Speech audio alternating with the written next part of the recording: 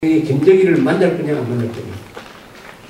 지금 청와대 안에서는 이 이명박 대통령으로 하여금 김정일을 만나서 회담을 하도록 이렇게 등을 미는 세력이 있습니다.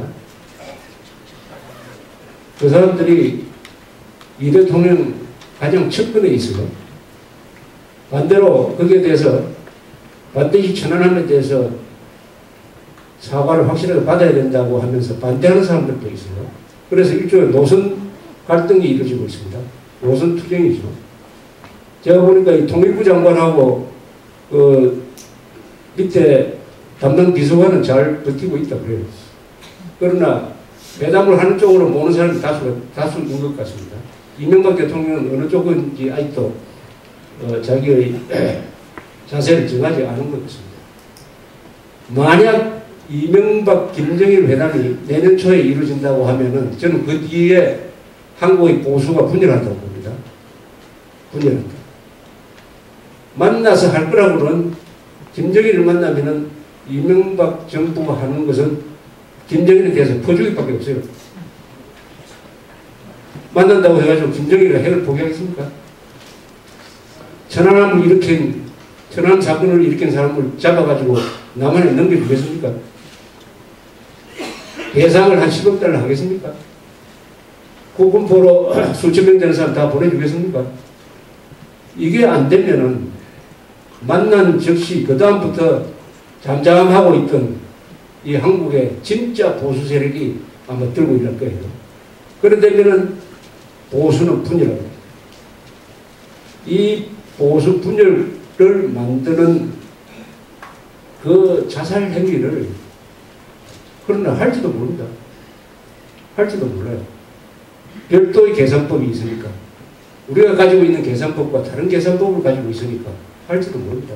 이렇게 해야 역사에 남는다든지, 이렇게 해야 퇴임 후가 안전하다든지, 이렇게 해야 2012년에 총선 대선에서 중도표를 모아가지고 당선될 수 있다든지, 또는 이런 일을 꾸며야 그 공으로서 내가 국회의원 선거에서 그릴 수 있다든지, 이렇게 생각하는 사람이 있으면은 배가 산으로 가는 수가 있어요. 산으로.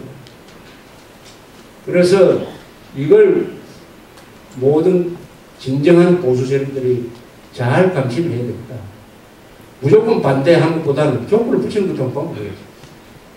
요런 조건이 갖춰질 때만 김정일과 하고 만날 수 있다. 그 조건은 뭐겠습니까? 첫째, 이명박 대통령이 북한으로 가서는 안 된다.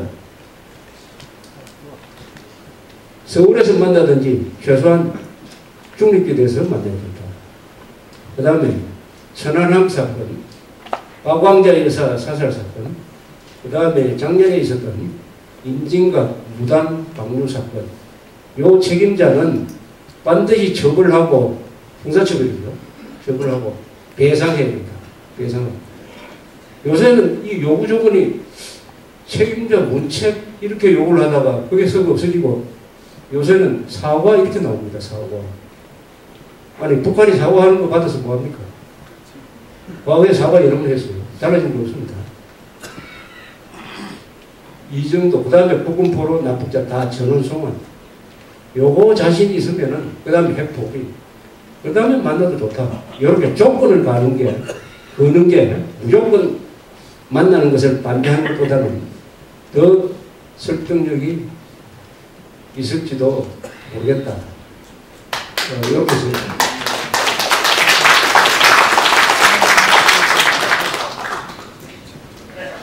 그래서 우리 애국 세력이 이제 기로에 서 있습니다.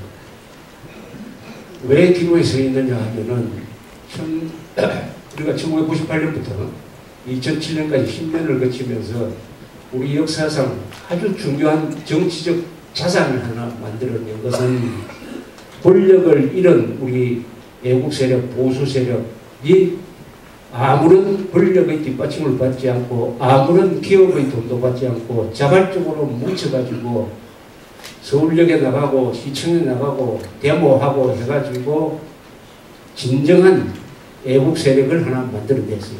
우리 역사상 처음이던 일입니다. 굉장히 소중한 자산입니다. 그동안에 그 전에 우리의 보수 세력은 누구였느냐? 정권이었어요. 정권, 이승만, 박정희, 경찰, 검찰, 국정원, 이게 보수 세력이었습니다. 보수청은 없었어요, 사실은. 보수. 왜냐? 가만히 있으면 되는데, 가만히 있으면 돼요. 그러나 정권을 놓치고 보니까 우리 국민들의 힘으로, 시민들의 힘으로 만들어낸 순수한 애국 세력이 있었어요. 지금도 있습니다. 그 애국 세력이 행동을 했어요. 너무나 행동을 했습니다. 세계 역사에도 별로 없는 일입니다.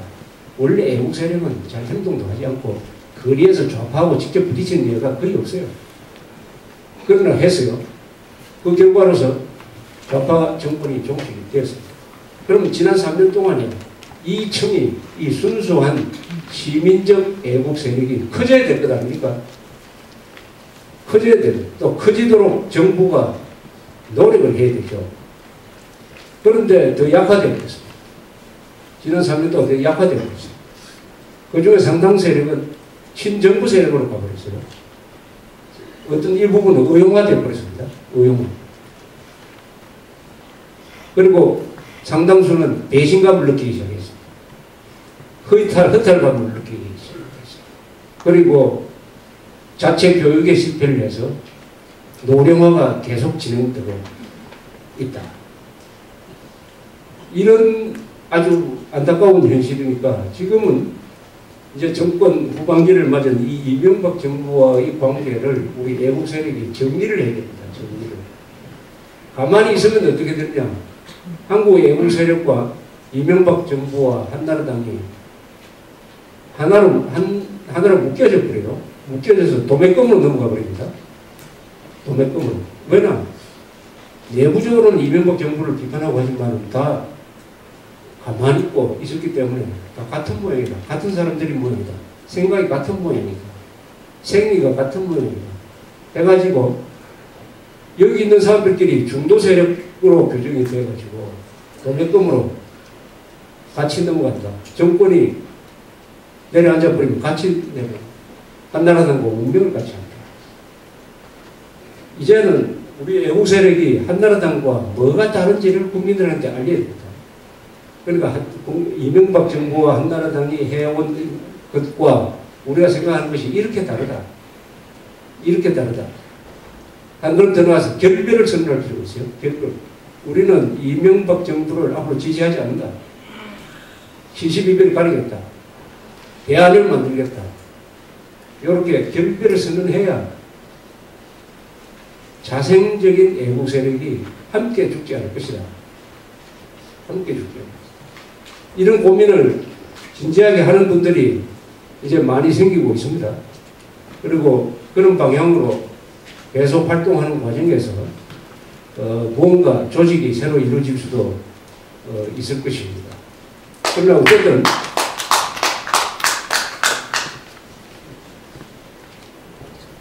지금 이대로 한나라당과 이명박 정부가 하자는 대로 따라가면은 2012년의 선택이 이렇게 될 가능성이 많아요.